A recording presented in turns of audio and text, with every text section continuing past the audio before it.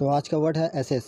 Assess ये verb है और ये इसका वर्ब का शक्ल है, ठीक है, फेल का शक्ल। जैसे दे एसेस यानी वो अंदाज़ा लगाते हैं और इसको टेंस के मुताबिक अरेंज किया गया, ठीक है, यानी दे इट ये टेंस के मुताबिक अरेंज है। जैसे पास्ट टेंस है तो इसका जैसे ही दे एसेस्ड यानी उन लोगों ने अंदाज़ा लगाया, ठीक है। तो और इस एसेस वर्ड का मीनिंग है to decide how good, important और सीरियस समथिंग इज़, ठीक है। ये हो गया हम लोग का इंग्लिश का। और उर्दू में इसका मीनिंग आता है खम्माना कद्दरा कौमा, ठीक है।